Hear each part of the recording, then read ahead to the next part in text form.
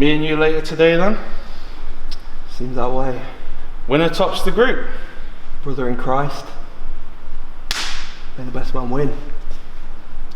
Ooh. Good luck, mate. See you out there.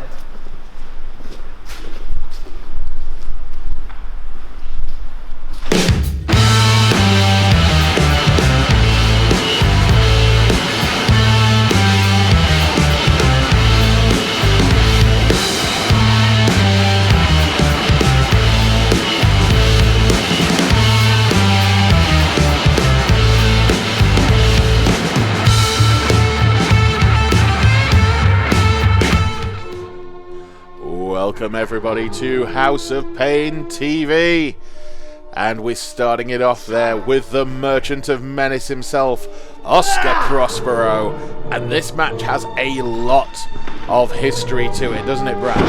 Absolutely it does. Not only is it the final match in the Group A, but these two men know each other very well. Oscar Prospero in the ring right now is going to be taking on Pinky the Pirate, and a couple of years ago they actually debuted on the same show against each other. Yeah! Man the cannons, it's pirate party time as Pinky makes his way out. Not only did they debut against each other on that occasion, Oscar Prospero won. Also, he was the man to take the Full Throttle Championship from Pinky, so he has been a thorn in his side pretty much their entire careers. Yeah, that's absolutely correct there, Carl. And I mean, their rivalry just doesn't seem to end. As referee Zach Roberts rings the bell. I've always had your number, and it's not going to change now. Not this time, not for that. Go on then. Put your gold where your mouth is. Bit of a war of words between the two competitors there. I mean, Prospero, of course, very high class, very esteemed. Talking to a pirate must simply disgust him. I believe Prospero's going to be drinking Chardonnay and wonderful Malbec red wines, whereas Pinky's going to be supping on grog as he takes Oscar Prospero down with an arm drag. Fine, get him away. Back it up, Pinky. Back it up. I mean, the cup aside, You've always been better than me. this is personal for both men. Prospero wanting to really sort of stick it to Pinky and go, you will never beat me, and Pinky with everything to prove to this man who has been a blemish on his record. Ducks the elbow, ducks the clothesline. And into a jawbreaker. That was a very, very interesting and unique set of offense there from Pinky. Pinky is an unorthodox wrestler. He can fly about all over the place. You know, he can come from any other direction. Bring it back on next one. And I think that's what's frustrating Oscar, who is a power-based wrestler. As we've said, that he is quite agile, but he is mostly power-based, freakishly strong. So I think he may have been expecting to walk into this throwing the much smaller Pinky around the place. And there's an example of that power, just knocking Pinky down with that shoulder tackle. Oh, wow, that was very clever from Oscar.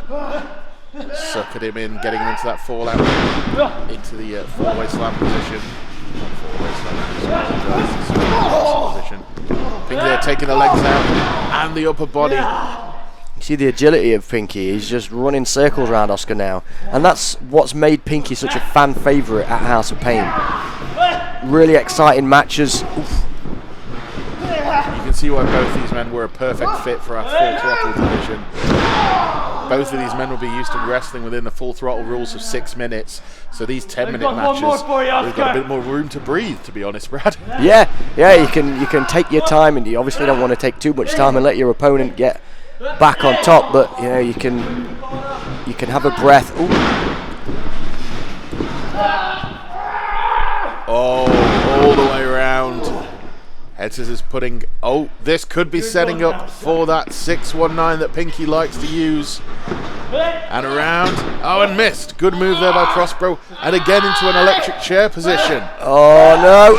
Oh, from up high. That is a huge impact on the spine of Pinky the Pirate. Oh, and he just manages to get that shoulder up. And that has got to have driven all of the wind out of Pinky.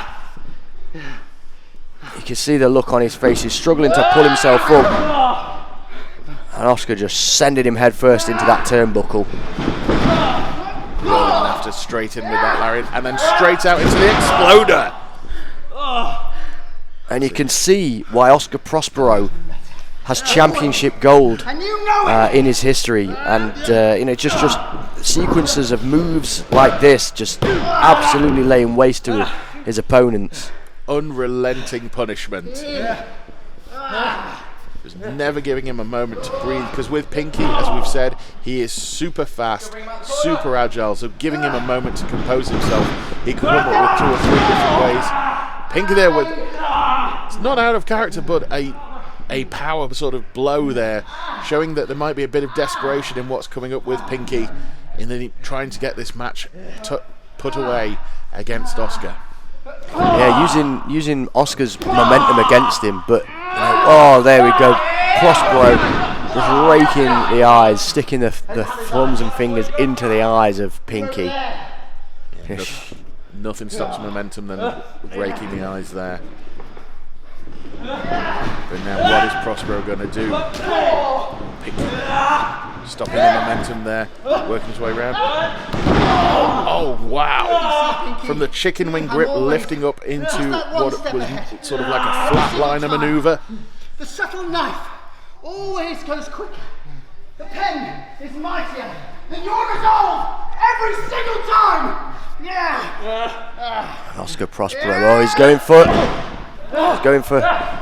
Yorick. Oh my Christ! It seems to me, even though Prospero is the man who has been on top throughout this sort of rivalry, there's an anger there, almost as if he was the one that is losing, that has been underneath him.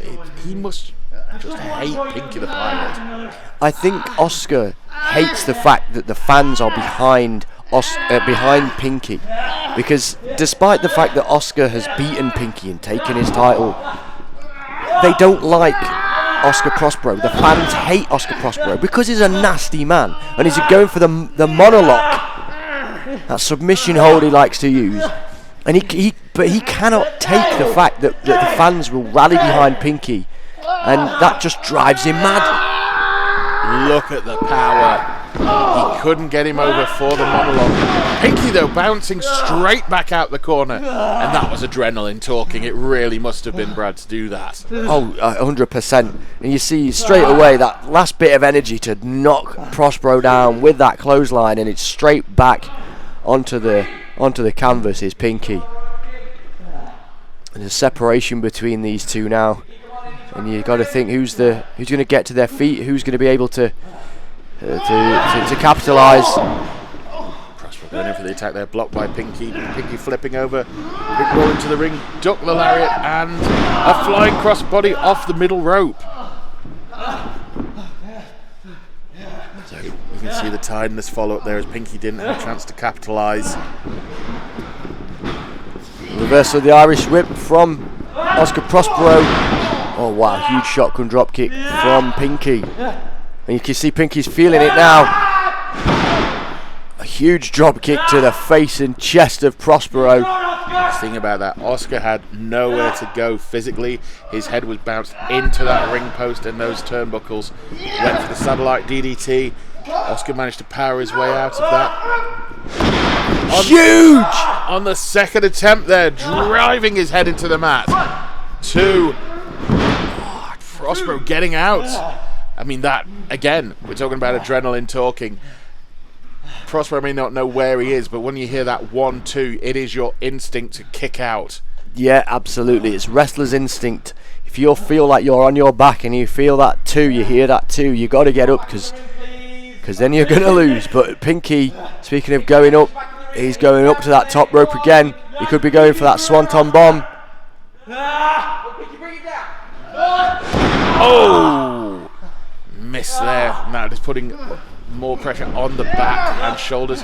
Oscar now capitalising. What's he going for? Wow, what a slam. Almost a blue thunder into a forward slam and then into the tiger driver. Wow, wow. Big kick out from Pinky. And you can see the look on Prospero's face. As much as Oscar Prospero wants to destroy Pinky the Pirate wants to beat Oscar Prospero, and that was what must have been getting him to kick out of that move. Prospero now stalking his way around Pinky. He faced the same. Or he could be going for poor Yorick, or a quick drive into the knee there. The same fate that you will feel. Oh, good reversal into a roll up there out of poor Yorick. 2, 3. Pinky the Pirate has done it. He has managed to beat Oscar Prospero for the first time, picking up 3 points in this, the Internet Title Cup. Oscar Prospero cannot believe it. But Pinky the Pirate, he has advanced. So now it's going to be Pinky the Pirate versus Johnny Sharp in the semi-final. Oh, Oscar's not taking this well, Brad. No, not at all. And okay, I think we're getting word. Prospero stormed outside, and we're going to get some cameras out there. He's asking for a camera to follow him. He's got something to say. Let's go.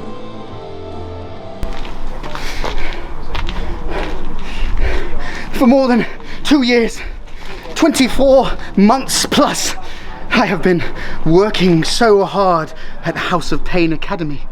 I have spread my wings so far, and Pinky has stayed moored at the docks. Have I been hoisted by my own petard? Has the quill turned back and inked my own heart? What could I possibly do? Ever since we started, I had his number. Everything he threw at me, I could throw right back. I could reverse. I showed him exactly what it is to be a wrestler. And yet, he beats me. He got the better of me. And when it mattered most, when a very title was on the line, I took his title away from him. I took the Full Throttle Championship away from him, and now he takes this one away from me. He takes this chance away from me. Well, if there's one thing that Shakespeare teaches us, it's revenge. The sweet dessert that is revenge. And Pinky can sail off into the sunset thinking that he has won. But the HMS Revenge is going to be sailing the waters behind him, loading the cannons and taking out the stern, the aft, the port, the starboard, the requillery, the poop deck, every single thing.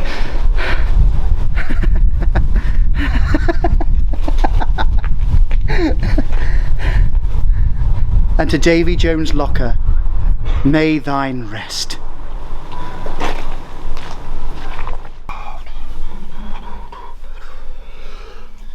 Alex Roux, just remember, this group is mine. You ain't beating Sedohr. I'm going through to the semi-finals.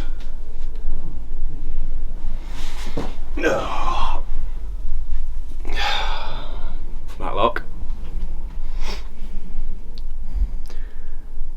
When I beat Sedohr, we're going to have to face each other again. It won't be like last time. Because the winner of this tournament is going to be who? Alex Roux. Well, I'll tell you what then, mate. Why don't I have a front row seat for your match? I'll see what the commentary desk is doing. Allow me to impress you.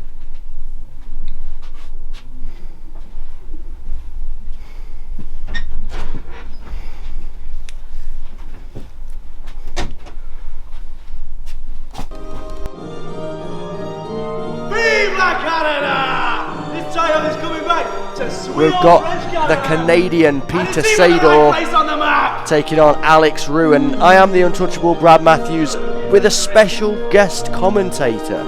I am Matlock and I am just here to watch this competition. If Alex Roux wins this match, I'm going to have to face him again. I need to know what he's going to do, when he's going to do it, and how I can fully put him down. Speaking of Alex Roux, here comes this plucky young upstart, one of the fresher faces at the House of Pain Academy.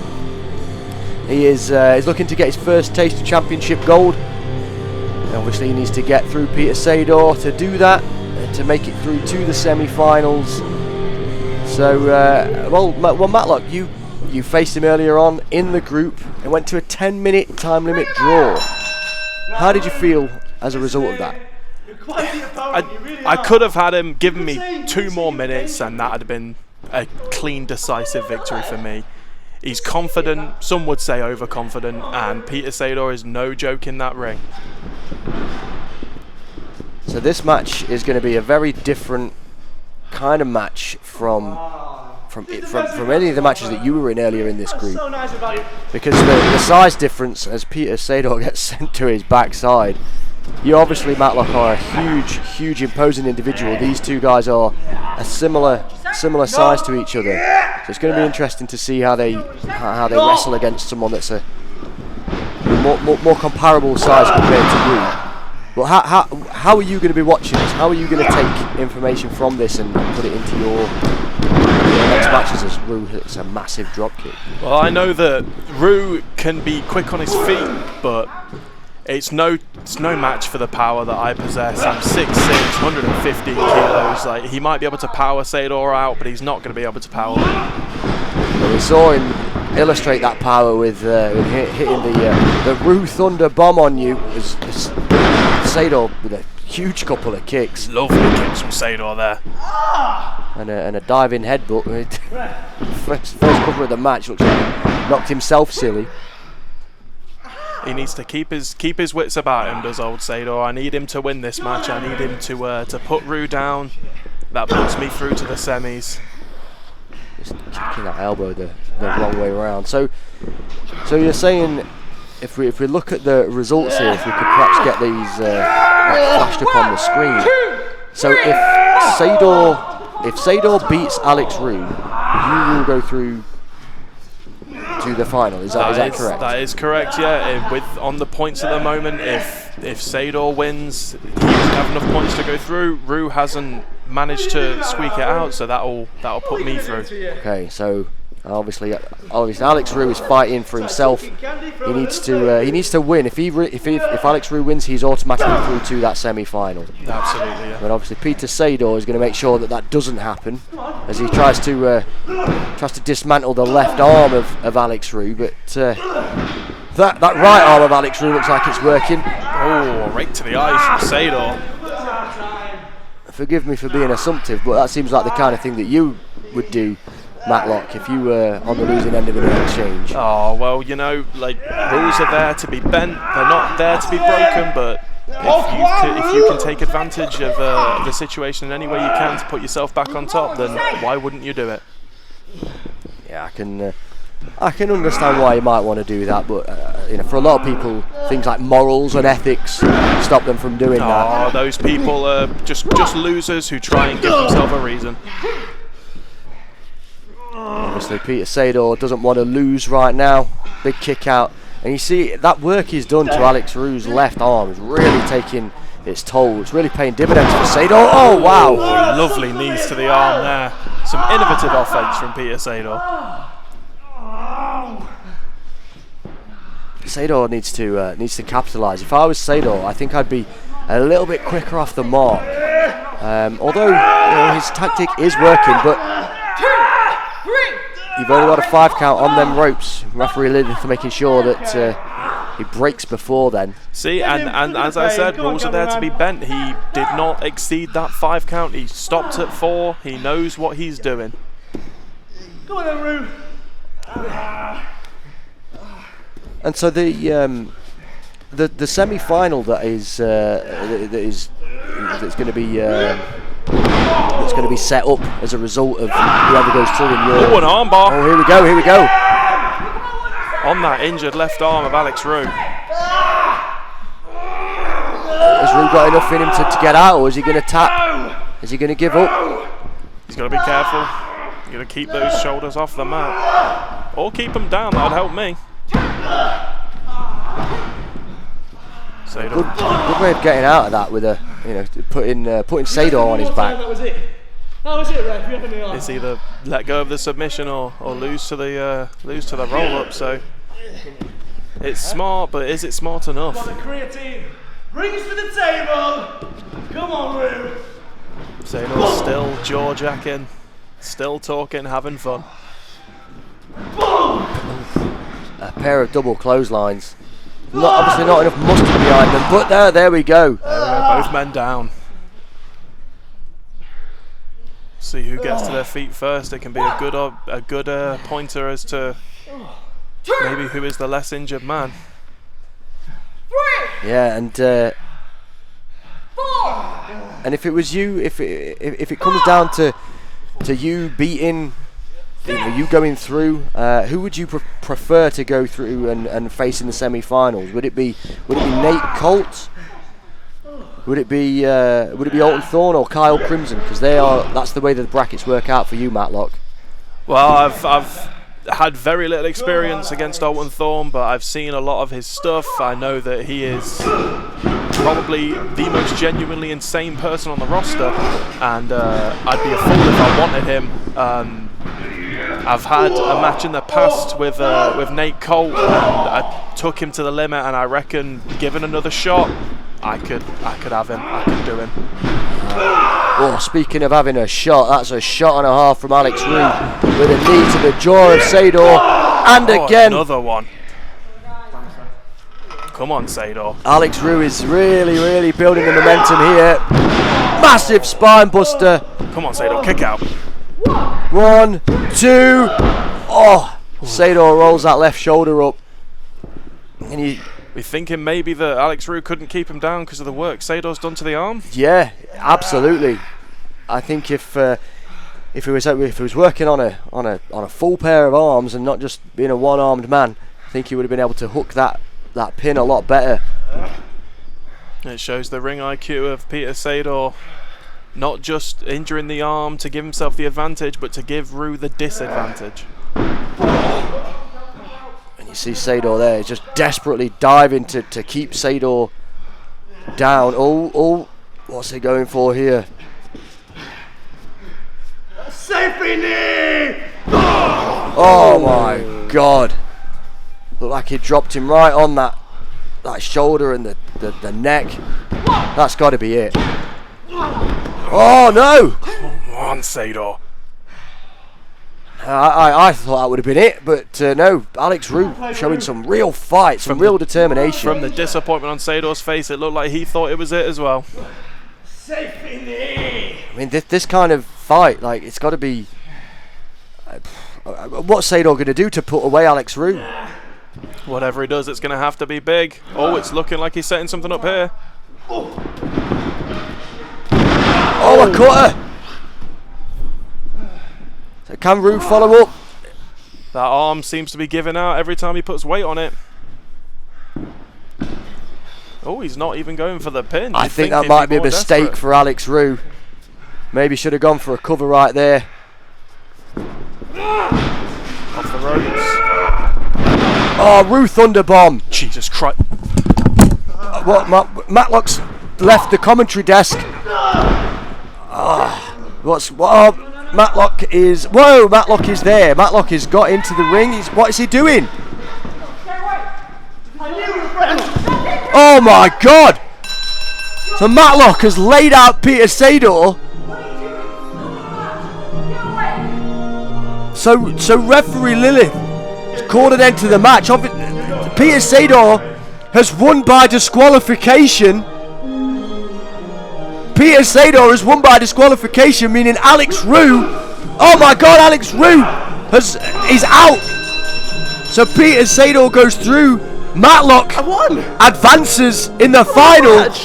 This is incredible. This is a genius from from Matlock. Matlock advances. Who would have thought it? And here he is, representing Hellbound, King Freak himself, Alton Thorne. Hellbound on top! Hellbound on top, he says. Will he be at the top of the group after this match? He's already off to a good start, having beaten Kyle Crimson earlier in this group. His opponent there, of course, Nate Colt, also having beat Kyle Crimson. And here he comes. It's going to be interesting to see how these two guys match up. Both big guys. I mean, Alton Thorne is larger than Nate Colt, but we saw last week interesting attire from Nate Colt there. Like some kind of galactic emperor. Come wizard. Nate Colt That's coming over feeling me. pretty I good don't know where after it beating was, my Kyle lovely Crimson, king. it has to be said. Maybe he's using this tournament to just show off his extensive range of capes. He could be, Little Red Riding Hood, Little Nate Riding Hood. It's just, he's took me by surprise. He's took me by surprise. But at least his cape matches the girls in this academy. Ref, will you assist me? Please, Colt. Thank you very much. As I was saying before, I was taken aback by Nate's fantastic dress sense. We saw last week that these two acknowledged each other and shook hands, and looks like they're shaking hands again. They're two respectful combatants, and the bell has rung. This is the thing, they are respectful. Hopefully we can keep this to a good, clean contest, but there is also that thing of, someone's got to want it more, because somebody has to get those 3 points. Clean break there so far. And referee Zach Davey there taken out of the way as these two want to just get at each other. I don't think I've ever seen a referee moved across like a Lego man before. Well, Alton Thorne's no stranger to Lego. No, he's been slammed on Lego a few times, as well as A good plenty game of other there. things. A good game from Nate Colt, and I don't think Alton Thorne actually appreciated that. No.